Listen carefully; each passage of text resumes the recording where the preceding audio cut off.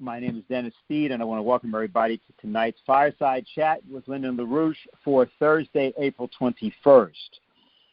There are many things that are changing and changing generally for the worse in one sense with respect to the question of Ukraine or the incidents involving conflict in Ukraine. But on the other side, they're changing for the much better from the standpoint of what much of the world is doing outside of the transatlantic sector. For example, China's Xi Jinping proposed today a global security initiative, as he called it, the GSI, with support for not only the sovereignty and territorial integrity, but the security rights of every nation. And it's an important statement because in the aftermath of our April 9th conference, in which Helga LaRouche made it clear what she was proposing that nations had to do, one nation has done it. And that's important to understand because there has to be a proposal in which the notion of everyone's interest as a whole is being put forward. Now, the Chinese did not in this context propose a development policy or program, but on the other hand, they have the Belt and Road Initiative, which they have proposed since 2013. They've invited many different nations, including the United States, to join that. And last year at the World Economic Forum at Davos, China proposed the idea of a global health initiative that would take on the coronavirus, with all nations in the world being jointly involved. That obviously would also have a security element because of the tensions we've seen and evidence that we've seen come out of Ukraine recently on the existence of bioweapons laboratories that are in violation of the agreements of 1972 and thereafter in terms of the active pursuit of offensive biological weapons. And so the notion of having a joint international global health platform, when combined with the Belt and Road Initiative and now this third proposal, represent an ensemble of approaches, if you take them as a whole from China, that we think should also come from other nations. Now, that would emphatically include the United States. I just want to note, and I don't want to overestimate this, but it's nonetheless important that Noam Chomsky, who has not been certainly a friend of ours, although in the early days of the Labor Committee he did play a certain role in helping us in 1969, 1970. But Noam Chomsky has recently come under great attack for saying that there are presently two options. In fact, there are only two options that exist with respect to the Ukraine situation. Either you are calling for the obliteration of Ukraine because Ukraine is not going to obliterate Russia, or you are calling for a negotiated settlement. And although Chomsky is opposed to what Russia did, his point is that unless you are calling for a negotiated settlement, you are literally calling for, as he says, Chaz Freeman, according to Chaz Freeman, an American diplomat, saying that you're prepared to simply fight war to the last Ukrainian. And that's essentially the U.S. policy, and it can't be denied that that's its policy. So what's happened is that it's said that he's sort of under a general attack, but really he's under attack from the intelligence community.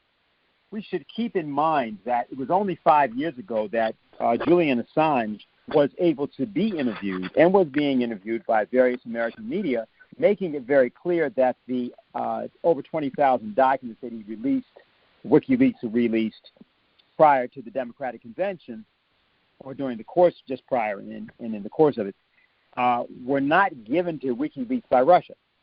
And he made it very clear that the intent of the release of those documents was it simply told the real story about what in fact had been done by the Democratic National Committee to undermine the campaign of Bernie Sanders. To this day, no one talks about those emails. They talk about Russian hacking. And what he said 5 years ago in one of the interviews he gave was one he gave with Amy Goodman of Democracy Now! He said people are trying to claim that because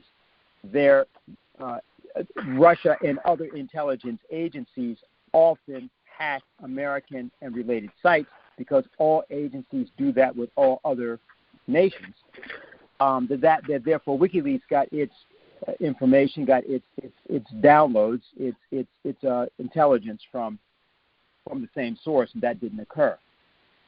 This is significant because we all know the state of affairs that surround Julian Assange at this moment. Some of us have a sense of his deteriorating medical condition. He's probably going to be extradited to the United States. There's a great deal of fear as to what will be done. And he pointed out that, as Assange pointed out 5 years ago, that it was James Clapper and Barack Obama and others, of course Hillary Clinton, that all had converged on the same narrative concerning what had occurred, but that it was, and James Comey also, but that it was not what had occurred. In today's United States, that seems like literally a century away. But what we're here to talk about tonight and to reflect upon is the following. At the moment, we are in lockstep toward a condition which is similar to that of World War I, except with nuclear weapons. And that is, every smart aleck believes that they've got a smart policy.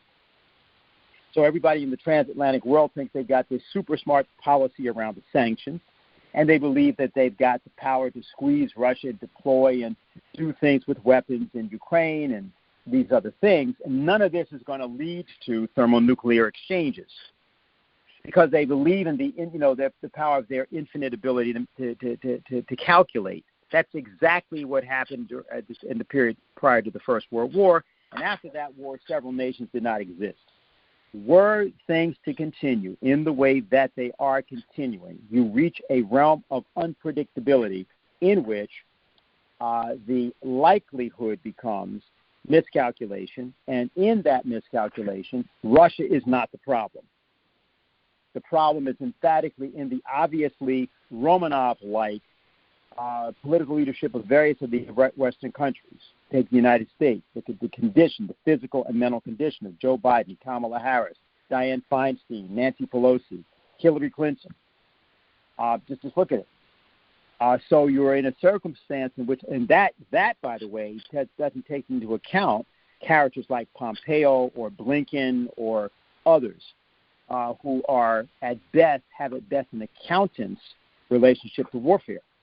We're in a circumstance in which countries like India, in particular, and other nations of what's called often the developing sector, which is kind of a misnomer, have made it clear that they have no desire to be part of this sideshow from the transatlantic world.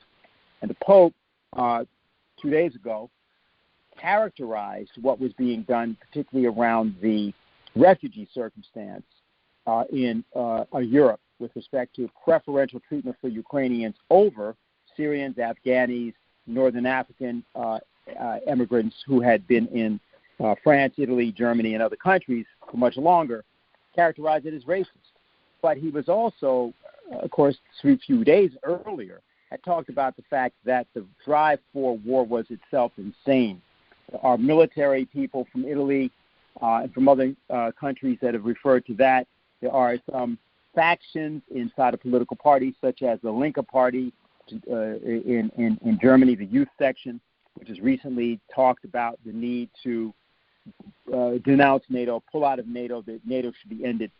So you're having a certain amount of reality slip in. But again, as in World War I, if you don't have something definitive that comes out of the transatlantic world that embraces the proposals that Helga LaRouche put forward, then you are going to slide into a thermonuclear darkness.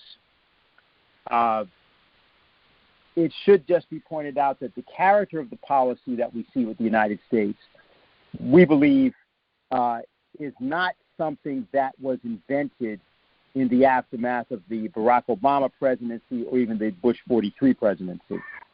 The State Department of the United States, particularly since the period of the 1945 post-death of Roosevelt era, has had characters associated with it that have exhibited this sort of messianic God complex, not even merely just about the United States, but about their notion of an imperial or post-war imperial design.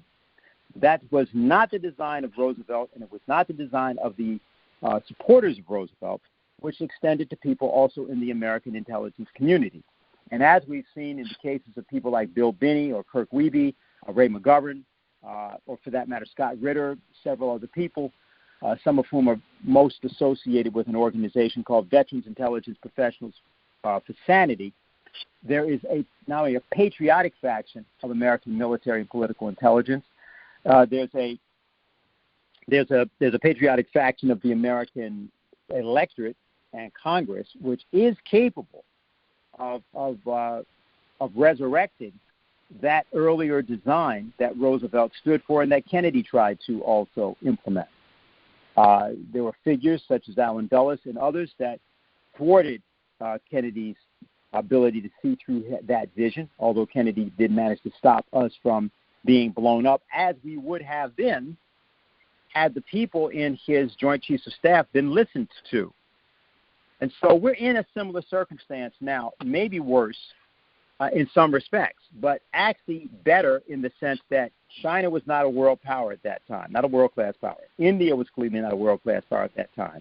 Russia was an adversary power at that time, and is not actually today. So that the real issue is, can we see the true adversary, and upon seeing that true adversary, take that adversary apart, neutralize that adversary, and move the world into a condition not only of momentary survival, but durable survival. And that's what we're here to talk about tonight. So I asked that Stephanie Ezrol would address us.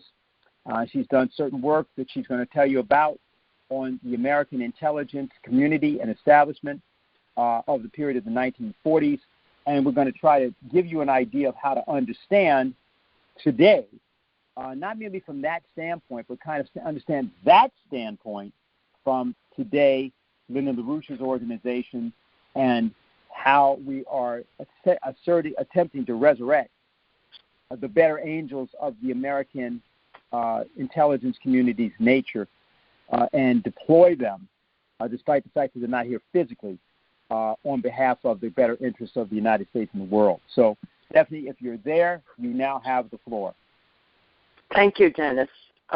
It's a pretty broad subject, but I think there's enough paradox and potentials for changing of axioms to give us something certainly to chew on.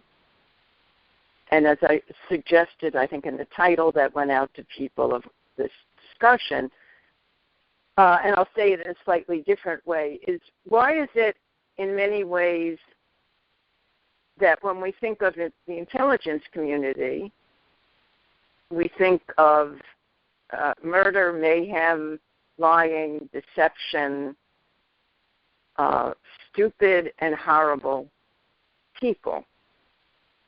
And then we can think about the fact that really since the successful prosecution of a war against Mussolini's fascists, against Hitler's Nazis, a war that ended pretty rapidly by what were the 20th and 21st century standards of, the post-World War II standards of warfare. This is a war that once the U.S. entered, we turned the tide, and this war was ended in 5 years. The war in Europe was ended in 5 years. So then you have to say, well, why have we had nothing but failure, mistakes, lost wars since then?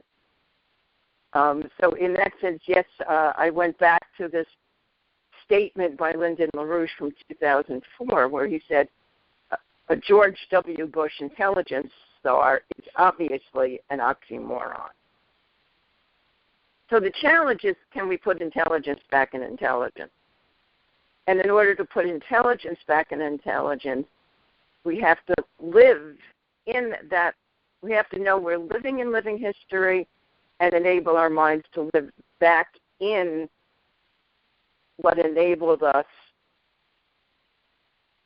to make the proper kinds of judgments. We did certainly to win World War II, and many people who are on this call may know the story. Many new people who don't know the history as well may not have that sense of the arsenal of democracy, what we did in Detroit. But that's not the subject here, what we built up in our industrial heartland. But the subject matter here is how did we develop, how did FDR develop a war-winning capability?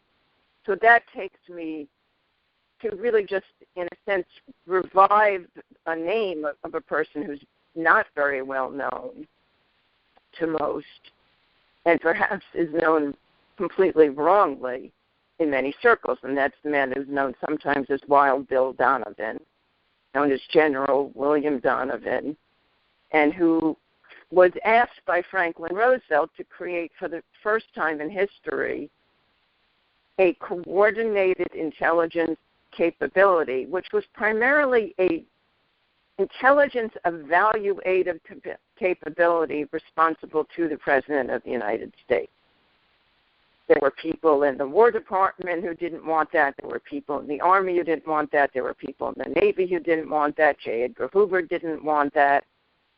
Nelson Rockefeller didn't want that. But FDR knew he needed it. And then you go back and you look at this, and then you find a sense of hope for what appears to be virtually hopeless even in the United States, certainly in the United States today. And I'll say a few things, again, about Donovan, but Donovan as one of, I'd say for this purposes, let's look at 4 people who worked together very, very closely to win World War II.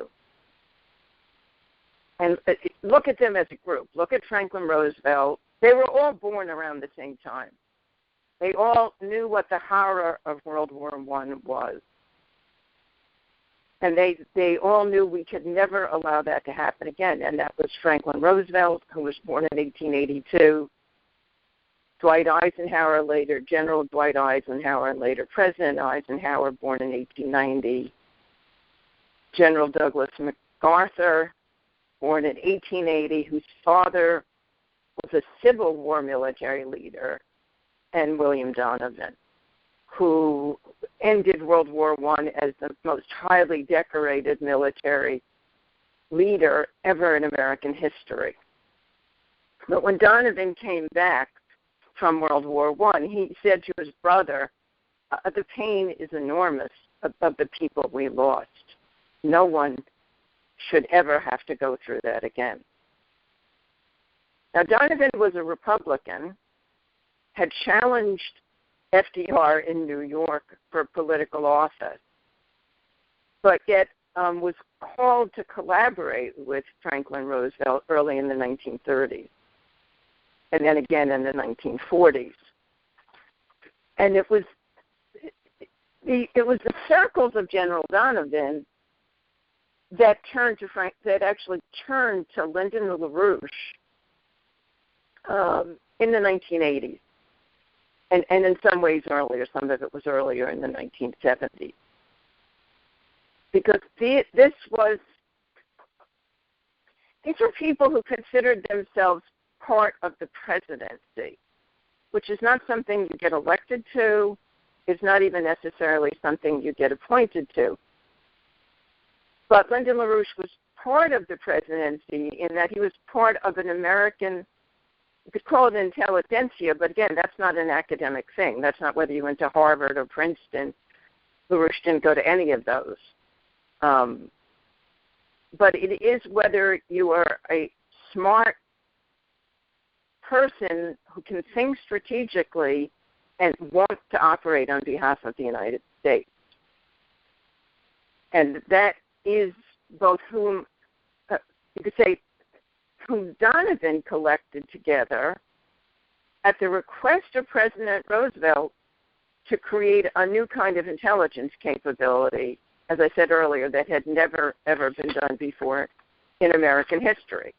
It was before the U.S. declared war. It was known as the Office of the Coordinator of Information. After the U.S. declared war, it became the Office of Strategic Services. And General Donovan then gathered together the leading language experts, the leading historical experts, the leading agricultural experts, the leading scientific experts who were willing to serve the country in a coordinated operation to give the U.S. president the intelligence picture he needed in a living day-by-day moment. But this is not merely signals intelligence. This is not merely collecting data. This is a living idea of the cultures and the mindset of both our own forces and the forces of the enemy. So this is going back, the question of, I'm going to skip a lot of detail, and people can ask questions during the discussion. Dennis may have some questions, and since I'm approaching my 70th birthday, I may not have all the facts at my fingertips, but I'm interested in what people have to ask. But what happened is, as the World War II was ending, General Donovan and Franklin Roosevelt had a dialogue, a written dialogue and a verbal dialogue, starting actually in November of 1944, where Donovan wrote to FDR and said, we're going to have to set up an intelligence capability for peacetime.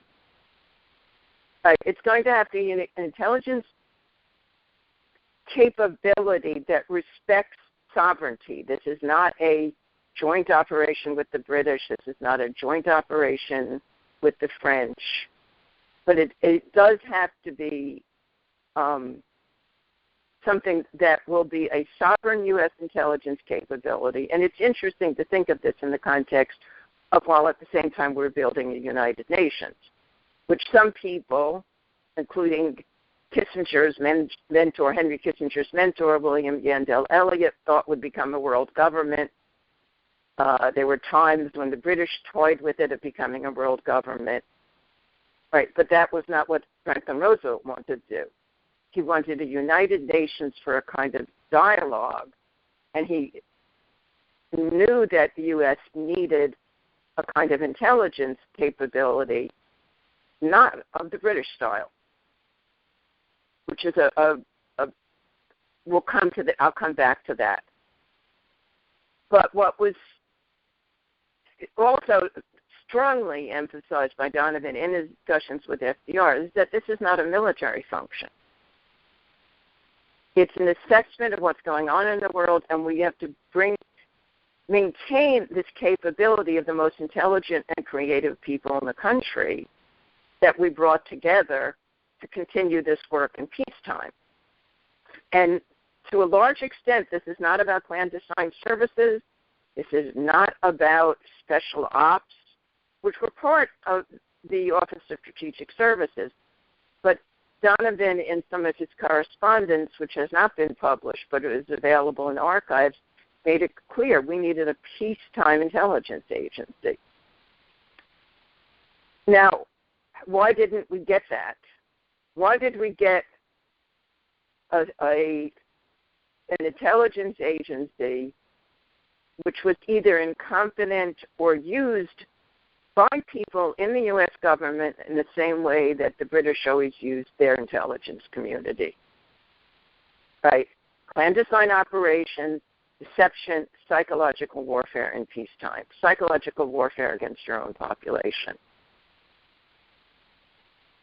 Well, this is where the problem then was our own domestic fascists, whom FDR had warned about while he was president, deployed a newspaper man out of Chicago named Walter Trohan, who ironically was working with many people who didn't want to fight the Nazis. And this man, Trohan, wrote an article that was syndicated.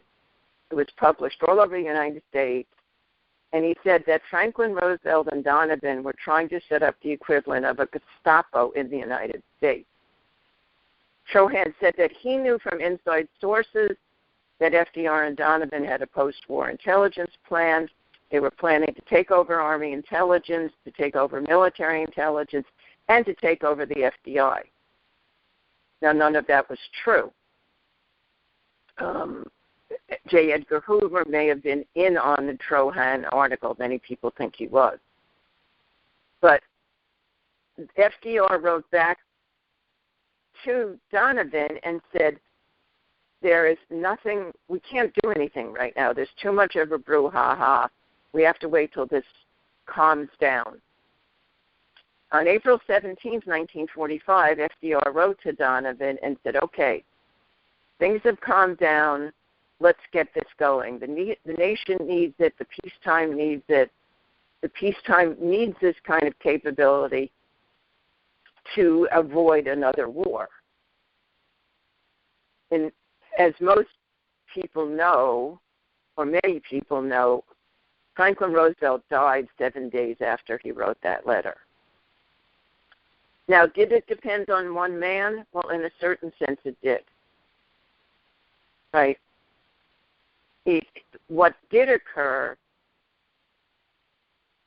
was as Lyndon LaRouche has said many times, FDR was replaced by Truman, who, it's hard to say if he was more venal or more stupid, but he was not a man who was ever suited to be the presidency. And Truman very much became a tool of these U.S. interests allied with the British imperial interests. And what occurred, which certainly shocked an enormous amount of people, including an enormous amount of patriots in the United States who had done this work with our Office of Strategic Services, with this uniquely successful and powerful intelligence capability, was that they were told by executive order on September 20th, 1945, by an executive order from President Truman, that the OSS had to be liquidated. And I'll remind people that Donovan had said in his November 44 letter to FDR, we have assembled an incredible talent. It cannot be dissipated. And what Truman did was dissipate that talent. And that Donovan himself was given 10 days to clear out. Now, let me remind people what I said earlier. This was the most highly decorated military leader in American history.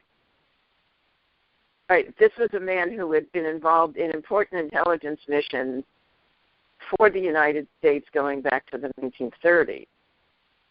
And the word came down from the President of the United States, the whole agency was to be liquidated. Parts would go to the State Department, parts would go to the military. Many people were just let go. And that was the beginning of what later became the McCarthyism, which was really started under Truman. Many Democrats may find that painful and don't want to believe that, but that's what you were actually dealing with. And once that occurred, you had certain, you can say, rearguard efforts to create to save some of what was left, but most of it was shut down. And then what was brought in, I don't remember if Dennis alluded to this, the problems like Allen Dulles came in. Dulles actually didn't come in till 1947.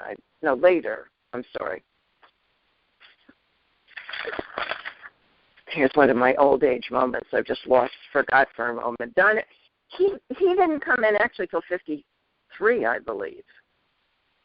48 or so. Sorry. But the problem became, once that came in, you were creating an agency that was both stupid and committed to a completely different agenda. So you have to go back, and I'm going to make this short for the moment and maybe depend on some questions from Dennis and from others to see where else we go with this. But to go back to Lyndon LaRouche for a moment, what he said back in many different places, but in this thing which I highly recommend that people read, this is a G.W. Bush Intelligence Czar, or G.W. Bush Intelligence Czar is obviously an oxymoron. LaRouche referred to the work he did during the Reagan administration. He referred to the fact that Lyndon LaRouche, and a leading OSS veteran, Max Corvo, were brought together with certain relevant other people to try to design a new U.S. intelligence academy as a complement to the tradition of West Point and Annapolis. And what LaRouche says here, and he's spelled this out more in other places, it would be an academy based on the constitutional tradition from the Winthrops, from the Mathers, from Franklin, and from the Cincinnati Society going back to the time of Lafayette. And the problem that, in fact, brought LaRouche into collaboration with Max Corvo and others was to clean up the rot that was brought in by people like Allen Dulles and also James Jesus Angleton, which was this core of the Nazi apparatus which was brought into the functioning of the NATO system. And in case anyone thinks we're talking about ancient history, all you have to do is look at this living Nazi apparatus in Ukraine today. It's our same problem. The Ukrainians are not Germans. They're a little different. But it is a blood and soil belief structure from the Banderas in Ukraine, from the remnants of what was known as the ONU in Ukraine, today's Azov brigades in Ukraine, which are this apparatus which is in fact spreading like a poisonous fungus through the pores of Ukrainian society right now. And, very much is probably, well, I'll hold it at that for the moment. But I suggest that we can discuss this more, but I suggest to people listening, sometimes to know this history, people said to me the last time I gave a lecture on this where I went into a lot more depth about General Donovan and his history, they said, well, what book should I read? You're not going to learn about Bill Donovan from any of the books written about Donovan or learn a full story. There are pieces you can pick up, but I'd suggest people read some about Max Corvo's book on the OSS in Italy from 1942 to 1945. That will give you a living history because you're dealing with a man of integrity. A lot of these historians are either lying deliberately or lying by omission and commission, by either reaching a conclusion for an end or being stupid enough to actually not understand the material they're dealing with. Because what we were dealing with, and there are many original sources you can go back to in book form of the people, in fact, who were working to clean up the synarchist operation, the synarchists that predated the fascists and the Nazis in France, in Italy, in Germany, even in Mexico. And when we go back to that, we have a capability of rebuilding something which is an actual intelligence capability, which we did have during World War II, and we had very little of it except for a few revivals of some operations under Eisenhower. And I'll just end with one anecdote of Donovan's later career, because I think it's instructive and it's not very well known. General Donovan was asked in 1954, and now I better find my notes for a second here to get this clear. All right, well, I'll get it as close as I can get it. In 1954, he was asked by President Eisenhower to go to Thailand. President Eisenhower knew we were in deep trouble because what had happened under Truman is we had allowed the Japanese back into Indonesia. We had allowed Japanese fascists back into into Tunisia, into other places. We allowed the French back into Vietnam. We allowed a kind of, and I'm sorry, I misspoke when I said Japanese. I really meant the Dutch and other problems in Indonesia. It was a different problem. But what occurred was the attempt of the total decolonization, which Donovan knew had to be done. General Donovan did. General MacArthur knew it had to be done. General Eisenhower knew it had to be done. All of that was scrapped under Truman.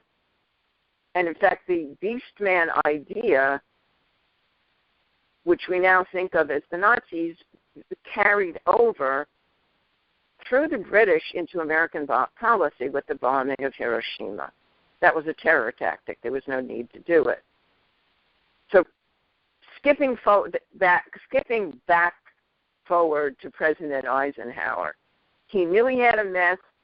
He knew he had a few people he could trust to figure out if there was a way to avoid disaster in Southeast Asia and in China. And he asked Donovan to go to Thailand. Ironically, one of the problems that President Eisenhower had also is he wanted to maintain a stable situation in Thailand. And he attempted to send messages to Chiang Kai-shek in China to say, don't fight the communists in Thailand. We can deal with it, but your guerrilla operations are destabilizing the entire country. So that was one of the missions given to Donovan, and also an intelligence mission to get a better on-the-ground reading in Vietnam. General Donovan originally said to President Eisenhower, I will go there as a special presidential emissary, responsible only to you. I can't trust most of the people in our so-called intelligence community right now, and I can't trust most of the people in the State Department. President Eisenhower said to General Donovan, Foster won't let me send you as a special envoy. I'm going to have to send you as the ambassador, but you're responsible to me. So the one thing, and probably the only thing that he did accomplish, General Donovan did, he acknowledged giving the U.S., unfortunately, the truth of the problem in Vietnam, which the French were certainly a key part of creating back then. And he sent the message to Chiang Kai-shek personally, or through people he trusted on the ground in China, and said, look, we need a stable Thailand. You're going to have to stop this. The message came back, well, from the Kuomintang, was, well, if you try to stop our people, they're not going to listen to you, and if you militarily interfere with them, then we will tell the Chinese communists where you have CIA agents all over Asia. And General Donovan said, well, the Chinese know. They know where we are. The Chinese communists know, and the Russian communists know. So your threats are baseless, and if you want to work with the United States, work on our terms, and let us create some stability. And that they accomplished. But unfortunately, Donovan didn't live much longer than that last mission to Thailand. And Eisenhower was not able to handle the Dulles problem. He did what he could, but that's another more complex subject. So I'm going to leave it there for now. Okay, what I'm going to do is I'm going to open up the queue for questions. And I want to say a couple of things. I have several questions for you, Stephanie, that both I have and some other people have already begun to convey. And press *6 to get in the queue, everybody. That's important because, okay, I see a couple of people are beginning to get in now. In terms of tonight, in terms of where we are, in terms of what we're looking at with the United States, is something that has to be admitted. There is no chance that there is a mistake being made by people in the U.S. intelligence sector or the State Department about the fascist nature of the Ukrainian Azov Battalion and a significant portion of the Ukrainian government, which has in fact been now embedded in the Ukrainian government as the result of the efforts of the United States and the British. There's no question that there's no mistake about that. There's no overestimation of that. This is a fascist formation. And the United States is now supporting a fascist formation. Now, that's a significant change from the Second World War in one sense. It's not a change in another sense, in that there were always elements of American intelligence colluding with the British who supported fascism. And some of that has to do with certain aristocratic families, like the Bush family, which supported the Nazis directly from 1933, maybe even a little bit earlier. Actually, it was a little bit earlier, through Prescott Bush's operation with Montague Norman financing Hitler out of the Union Bank Corporation of New Jersey, rather.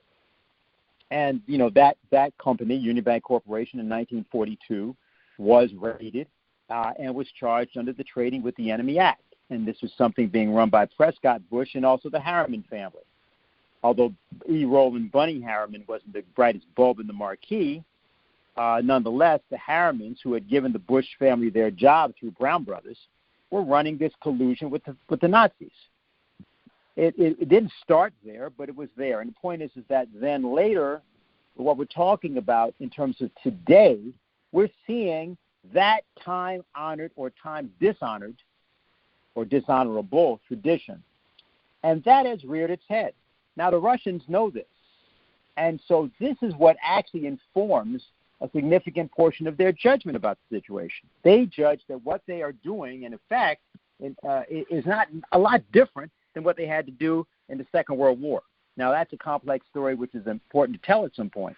But I think it's just important, first of all, just to be clear about why this subject tonight is pertinent to what it is we've got to do. Now, we don't want to run around saying that the United States is fascist, because that's not true, just as it wasn't true back then. But there is a faction, which is the same people that are killing Julian Assange right now and are claiming that, you know, Russiagate is a reality, and that were the core of Hillary Clinton's State Department, and who have names like Susan Rice and Samantha Power, and Mike Pompeo. And these people represent a fascist element. They cannot be excused. They cannot be called something different. That is what they are. Now, the issue involved, therefore, is, okay, now how would we, in looking at the history of the earlier period, and here there is something that's relevant about the issue of Dulles. Dulles came into intelligence as such. He was recruited to the OSS in 1941. Came into the CIA as the head of the CIA in 1951, August of 51, I believe. And he was there until 1961, when he was made to resign by President John F. Kennedy in September. Then, of course, Kennedy was assassinated, and Allen Dulles served on the Warren Commission. Now, he was the head of the Swiss section of OSS, and Switzerland in general was a point of operation for collaboration with the Nazis. It wasn't merely intelligence cooperation. I mean, the DuPonts were collaborating with the Nazis and meeting with them. All sorts of people were meeting up there with the Nazis during the war, 42, 43, 44.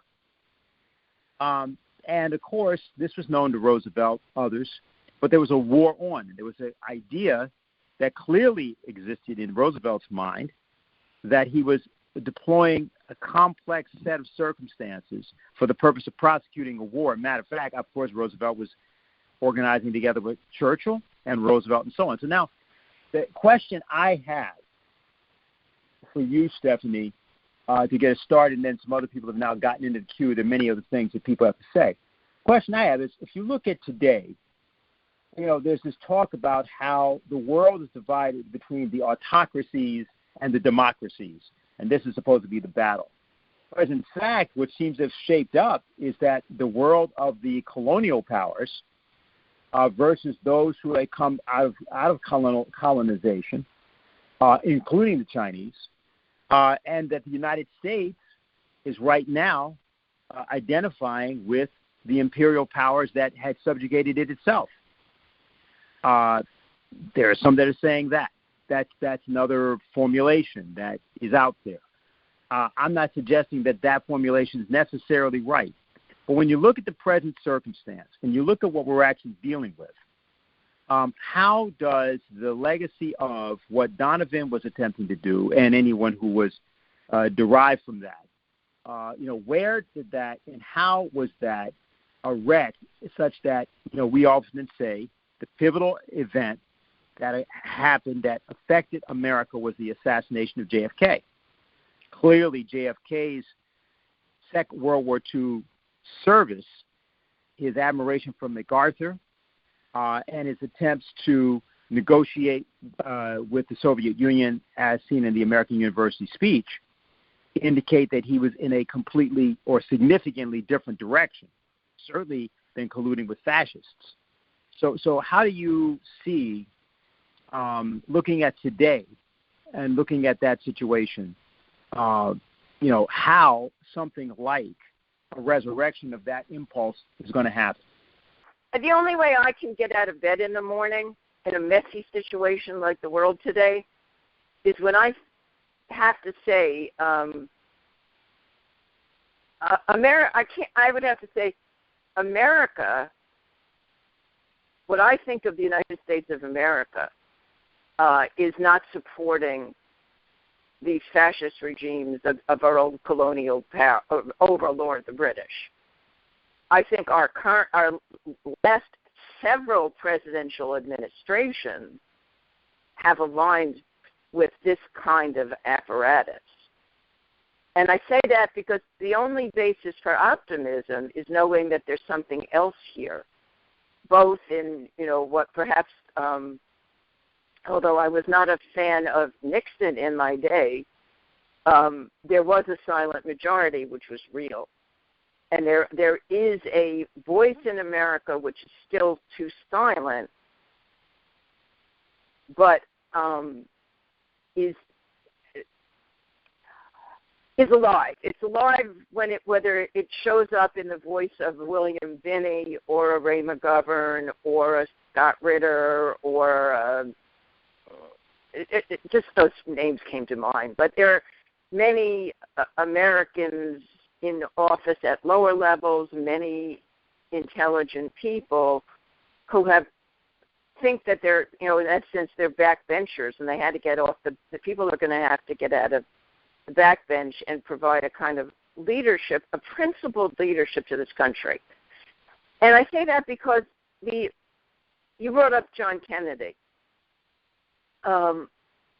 What came to my mind was his brother Robert, because it goes to this question I addressed earlier. What was going on in Southeast Asia after World War II? Robert Kennedy had very interesting discussions back and forth with Sukarno in Indonesia. Robert Kennedy fought the British efforts and the CIA effort to try to overthrow Sukarno.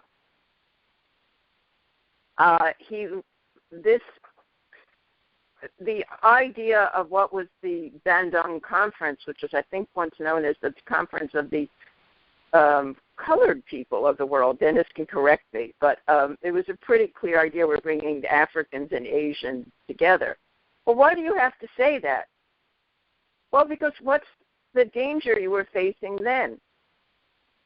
What was the face of what is now known as white racism? Well, the face of white racism was Winston Churchill, right? What was the speech that Winston Churchill gave in 1946 in Westminster, Missouri, which some know as the Sinews of War or the Iron Curtain speech? It was a call for he said he was already disappointed in the UN. Truman. He said that we couldn't trust the UN because the only people in the world who understood the notion of democracy was the English-speaking people. Now, by that English-speaking people, that means the white English-speaking people, right? And everyone knew exactly what he was saying. And at that point, I guess if you were a darky, if you were an Italian also, or a Frenchman. You were a little bit too dark for Churchill. But that was the problem, and the Kennedys stood against that, both Robert and John. That the chance today is that, ironically, ironically may be the wrong word, but I'll say one more thing about the past, then I'll go to the present. The book, which I think people have come on the show and quoted from very frequently, or somewhat frequently, is a book put out by a book by Elliot Roosevelt called As He Saw It, which discussed Elliot's father, Franklin Roosevelt's, differences with Churchill on this very question of ending the colonial era. One of the things that Lyndon LaRouche told some of his associates is make sure you get the 1946 edition, the edition with the introduction by Eleanor Roosevelt, because the concern then of Elliot and his mother was we had a fascist danger in the United States, and that fascist danger was the stuff that Churchill was attempting to do and what he was attempting to bring us into alliance with. We have a capability today to tell the truth. As Dennis said, we have a capability today to tell the truth, and what the Schiller Institute accomplished in the conference the Schiller Institute had on April 9th was with a very simple call in a certain way to say the world will not survive a nuclear confrontation with Russia. Right, in a very simple way to say we need a new security and development architecture, and to go at these proposals of Lyndon LaRouche to cure these mistakes that got worse and worse after Kennedy was assassinated. That is a pathway out, and that's my answer to you, Dennis.